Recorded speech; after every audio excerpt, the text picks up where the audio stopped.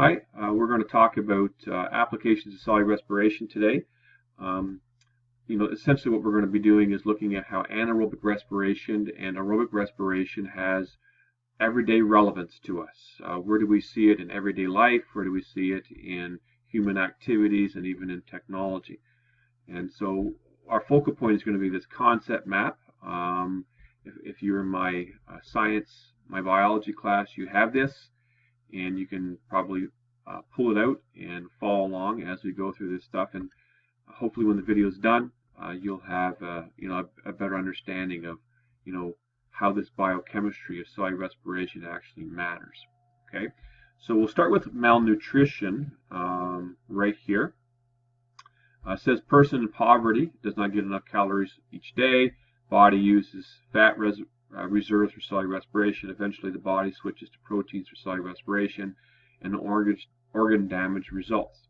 Okay, so if we go to this figure, which I have used in other videos, what we're talking about is when a person's is malnourished and they're not getting enough calories every day, yet the body still needs to make ATP for normal function. What the body will do is switch to fats right here, and the triglycerides, which are right here, get chopped up. The glycerol gets changed into a molecule that becomes part of glycolysis, and the fatty acids get chopped up into acetyl coenzyme A's. And so glycerol gets fed into glycolysis, the fatty acids get changed into acetyl coenzyme A, and then we do normal cellular respiration, and we get ATP out of that. All right. Eventually, the body's going to run out of fats if the person is really malnourished, and eventually the body's going to switch to proteins. When that happens, the amino acids, which are here, get processed. The amino group here becomes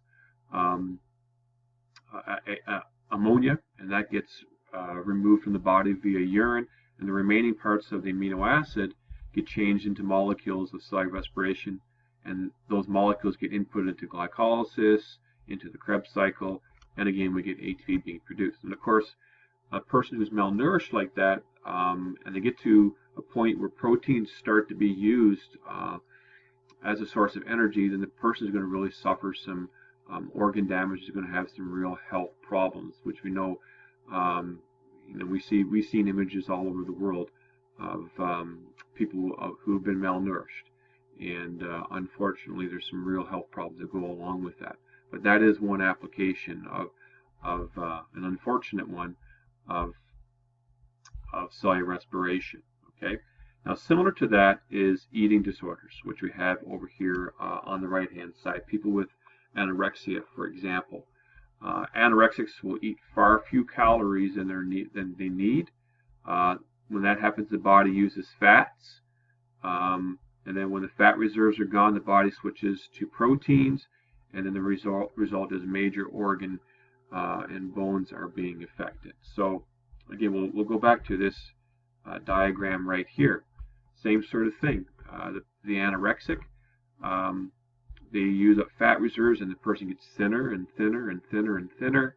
As the fat reserves start to get used up, the body's going to switch to proteins, and as a source of energy. And unfortunately, when that happens, again, there's going to be some organ damage. There's going to be some real health problems that occur. And anyone who knows an anorexic, someone who has some severe anorexia and has struggled with that, knows that the body becomes very unhealthy, very unhealthy. Heart damage can occur. The skeletal muscle, well, skeletal muscle is actually going to be reduced in amount in the body. The person gets really, really, really skinny. Brain damage, can occur, and that can interfere with some thinking and being able to problem solve and learn and whatnot.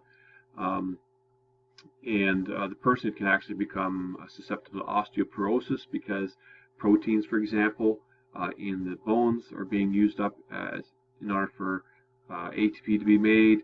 And so this is another unfortunate real-world example of where cellular respiration is relevant. Okay. Another one is in dieting. which you see over here on the right side. Just move my image around here. Dieting. So most diets imbalance nutrient metabolism, reduction in calorie intake. The body uses fats for ATP production. So if you're trying to lose weight, again, we go back to this. You reduce the amount of calories that you intake, and the body will switch to fats. And again, the triglycerides will be broken up into glycerol and fatty acids. Glycerol will be inputted into glycolysis. Fatty acids will be inputted into the Krebs cycle, and that will all be used for ATP production. And then, because you're using up fat reserves, you're going to get thinner. You're going to lose some weight. And of course, a lot of diets, fad diets, will imbalance the nutrient input that the body requires in some way, and it really creates havoc with cellular respiration. We're supposed to have fats and carbs and proteins, etc., in our diet, and if we unbalance that in some way, then the cellular respiration, the way it operates in the body, is going to be interfered with in some way, right? Another one is religious fasting. I've known people who have fasted, and there's different reasons for that. Maybe you're just fasting for a surgery, or maybe you're fasting because you have some sort of spiritual religious reason for that. But fasting works in a very similar way. If someone who fasts for a very long time and only drinks water, they're going to see similar results to someone with malnutrition and eating disorders. So the body switches to fats for cellular respiration. As you can see right here, when the fat reserves are gone, the body switches to proteins. Fasting for too long can result in organ damage as well. All right.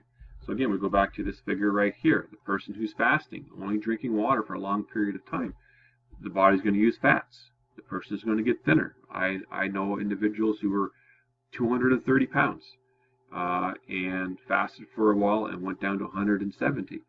And the body will use up all the fat reserves. But eventually you're going to have to stop that, and because you don't want to get to the point where the body's going to start using proteins for ATP production, and that's when it could be dangerous when a person does that. But people do fast for various reasons, and that will be one way in which it's related to cellular respiration. Okay. Another one is industry. Where do we see anaerobic respiration being used by industry? Well, specifically, ethanol fermentation is used to make beer, wine, liquor, soy sauce, bread, and a variety of other products. All right. And so here is ethanol.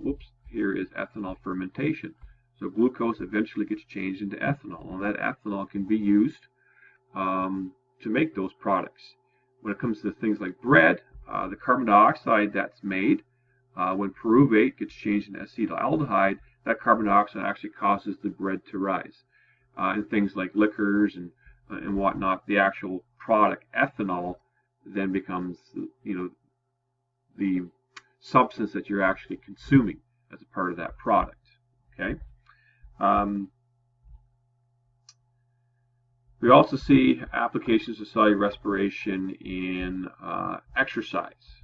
Okay, when the body's really intensely exercising, oxygen levels can go down. The body's going to switch to lactic acid fermentation for ATP production, and we can see that right here. Glucose will be used for ATP production, but eventually that glucose is going to get changed, if you follow the cursor, into lactic acid, and that can cause muscle cramps. It's going to cause stiffness, soreness. Eventually, the pH of the muscles are going to change because of that lactic acid. It is an acid after all, and eventually you're going to hit a wall because your muscles are not able to handle the severe changes because of the lactic acid and because of the low ATP production. Okay, and exercise recovery tries to deal with that lactic acid. Okay, so there's a variety of things that you can do for that. You can foam roll. You can go into a hot tub to increase blood circulation to get rid of the lactic acid and whatnot. And then finally, there is binge drinking. Someone who's binge drinking what can often happen is that alcohol, because it's a poison, will interfere with the medulla oblongata, and the person can stop breathing. Now, when that happens, the oxygen levels in the body are going to go down.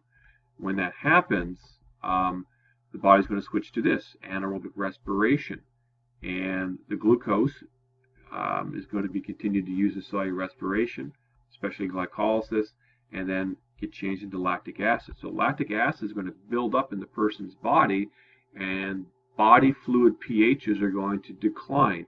You can continue to decline until that person starts breathing again. And then eventually, if that person doesn't get help, then the body's going to suffer what's called lactic acidosis.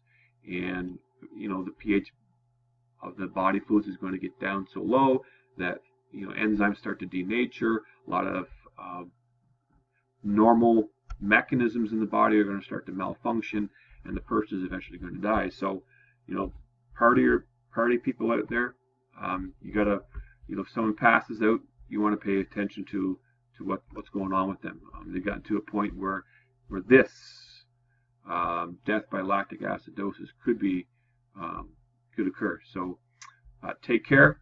Hopefully this will help you see some ways in which this biochemistry actually has some relevance to our everyday lives. Okay.